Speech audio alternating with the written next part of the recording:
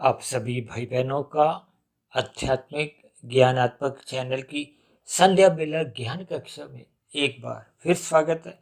आज की चर्चा का विषय है टाइम नहीं है।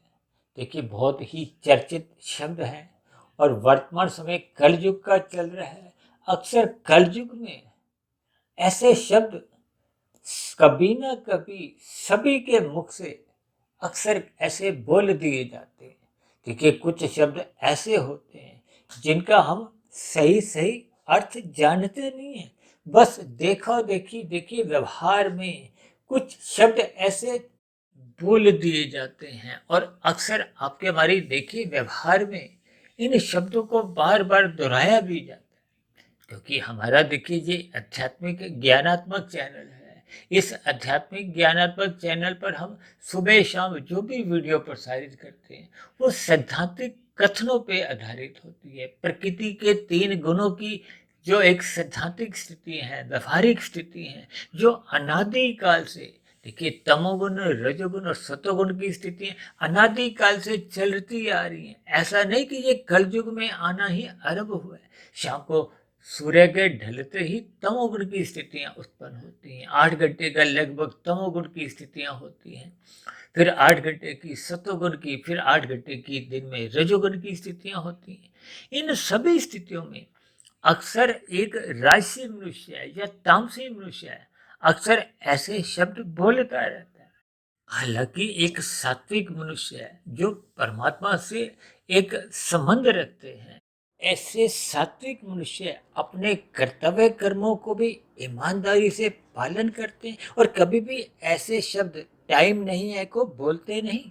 यानी कि ऐसे मनुष्य अपने उत्तरदायित्व को समझते हैं, अपनी जिम्मेदारियों को समझते हैं। तो फिर ऐसे मनुष्यों का जीवन एक व्यवस्थित होता है, अनुशासित होता है। उनका सोना, जागना, उठना, बैठना सब चीज एक व्यवस्थित होता है। इसलिए तो बार बार शास्त्रों में ही कहा गया है कि सत्वगुण का संग करो। लेकिन एक साधारण मनुष्य देखिए सत्वगुण का संग को जो सत्संग से जोड़ता है, हालांकि दोनों में देखिए शब्दों के भावार्थ में कोई अंतर नहीं है। जिस गुण का हम संग करते हैं, देखिए सत्वगुण का संग करना तो एक अच्छी बात है, लेकिन अक्सर एक साधारण मनुष्य देखिए सत्संग शब्द को एक वृद्धावस्था के साथ जोड़कर अपने जिम्मेदारी से कुछ अलग होता है। देखिए, हम सभी भाई बहन अपने बच्चों को अभी 2.5-3 वर्ष के ही होते हैं, तब ऐसी स्थिति में हम उनको देखिए भौतिक ज्ञान के लिए कि संसार का उठना बैठना उनको कुछ समझ आ जाए, शिष्टाचार की स्थितियों से वो अवगत होने लगे और कुछ कुछ उनको भौतिक ज्ञान की एक आरंभिक स्थितियों का बोध होने लगे। यानी कि ज्ञान की कहीं भी निंदा नहीं है, लेकिन अक्सर मनुष्य देखिए सत्वगुण का संग करने से, ब्रह्म मुहूर्त में उठने से अक्सर अपने आप को दूर बना लेता है, जबकि रात को देखिए देरी तक जागता रहता है। अभी कुछ दिन पहले हमने एक वीडियो प्रसारित किया था कि मनुष्य रात को देरी तक जागते हुए घंटों अपना समय व्यर्थ करता है, या यूं को कि अपने जीवन के घंटों को यूं ही लुटाता रहता है, फेंकता रहता है, व्यर्थ करता रहता है। जबकि सुबह उठने के बाद हफड़ा दफड़ी में, जल्दबाजी में, यानी कि कुछ ऐसा स्थितियों में वो बहुत ही तीव्र गति से अपने कार्यों को करता है। और तीव्र गति से जल्दबाजी में होने वाले सभी कार्य देखिए अपने आप में गुणवत्ता के आधार पर सही नहीं होते। देखिए, ये बहुत ही एक व्यवहारिक स्थिति है, लेकिन मनुष्य इन सभी स्थितियों को कुछ समय नहीं देता। समय नहीं देने का अभिप्राय उस पर कोई चिंतन नहीं करता, केवल समय की भागदौड़ में ही यानी कि अपने रजोगुण और तमोगुण को ही निरंतर बढ़ाता रहता है। देखिए, रजोगुण को इसलिए बढ़ाता है कि वो संसार के अधिक से अधिक सुख सुविधा के साधनों का भोग करना चाहता है। भोग करने के लिए ही उन साधनों को इकट्ठा करता है, उन साधनों को इकट्ठा करने के लिए ही अपनी भागदौड़ करता है। देखिए, ये सभी स्थितियां अक्सर मनुष्य के जीवन में कम अधिक वर्तमान कलयुग की स्थितियों में देखा ही जाता है। क्योंकि आज विषय भोगों के प्रति मनुष्य की देखिए 24/7 की जो एक स्थितियां देखने को मिलती हैं, जबकि ये 24/7 की स्थितियां सतोगुण के प्रति कहो, परमात्मा के प्रति देखने को मिलती नहीं। इसलिए तो मनुष्य देखिए ब्रह्म मुहूर्त में सोया रहता है, जो कि सतोगुण की एक शुद्धतम स्थिति होती है। जब जब मनुष्य देखिए सतोगुण में उठ जाता है, सतोगुण का अधिक संग करता है और विशेष रूप से देखिए ब्रह्म मुहूर्त की स्थिति का वो भरपूर लाभ उठाता है।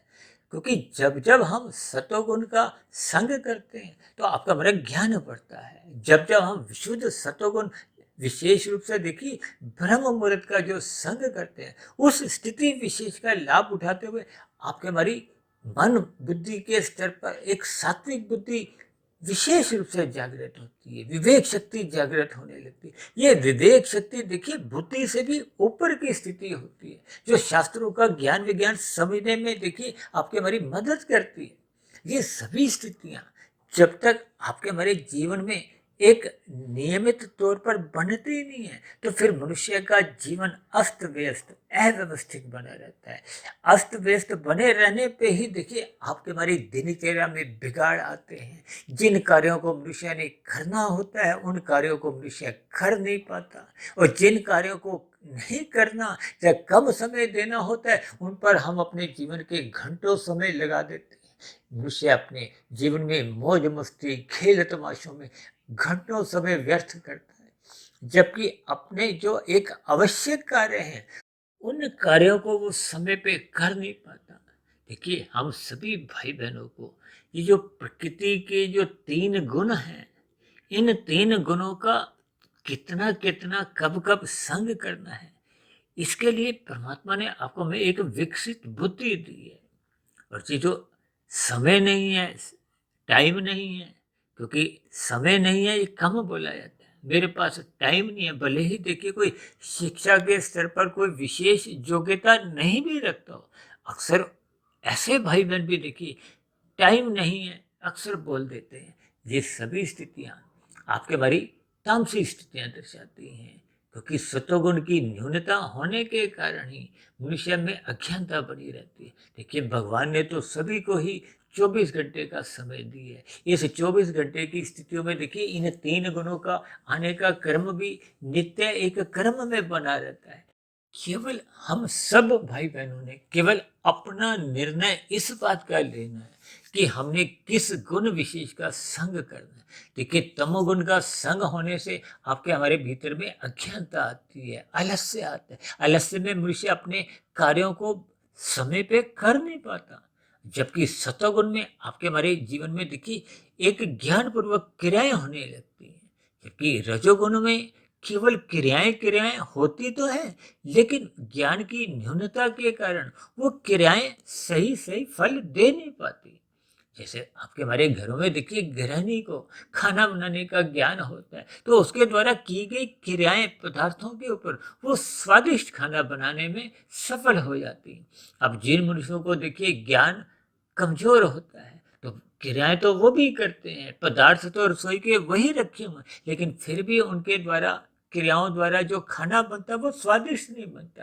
ठीक इसी तरह यदि हम अपने मिले हुए जीवन को, अपनी दिनचर्या को अनुशासित नहीं रखते, व्यवस्थित नहीं रखते, यानी कि जब उसमें ज्ञान पूर्वक स्थितियां का हम एक समावेश नहीं करते, तो ऐसी स्थितियों में आपके हमारे कार्य एक सही स्थिति में पूर्ण हो नहीं पाते। तो फिर ऐसी जल्दबाजी की स्थितियों में अक्सर मनुष्य कभी भी उसको बीच में किसी भी काम के लिए यदि आप रोकते हो, तो अक्सर एक ही जवाब मिलता है, टाइम नहीं है, टाइम नहीं है। अब तो ऐसी स्थितियां देखिए बच्चों के मुख से भी सुनने को मिल जाती है।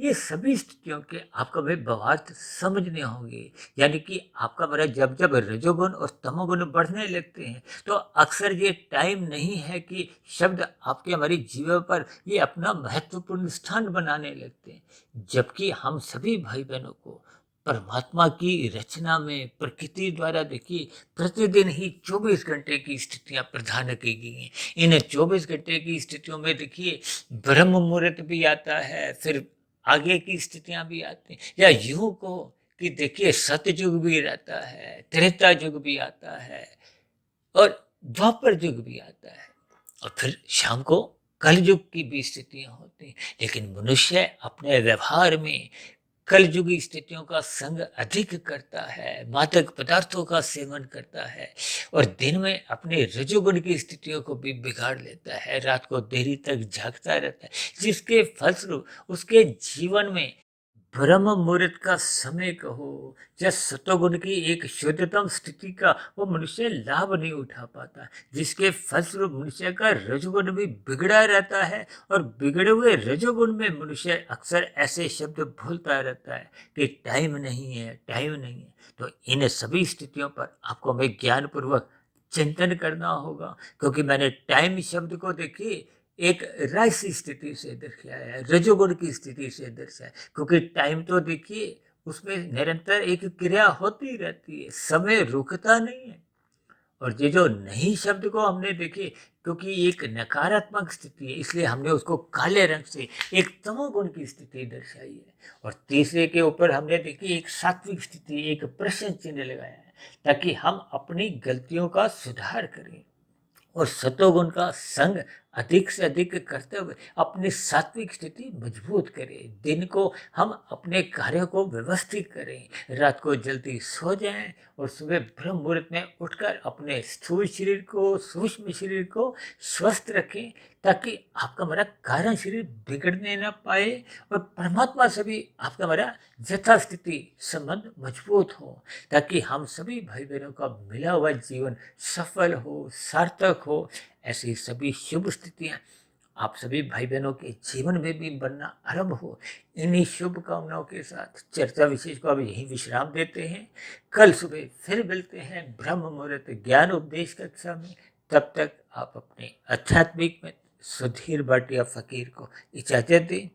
आप सभी भाई बहनों को बहुत बहुत शुभ रात्रि और सुबह ब्रह्म मुहूर्त में उठने के लिए मेरी ओर से बहुत बहुत शुभकामनाएं, ताकि दिन में जब हम ये टाइम नहीं है कि जो शब्द हैं ऐसी नकारात्मक स्थितियों को हम अपने जीवन से ही निकालते हैं।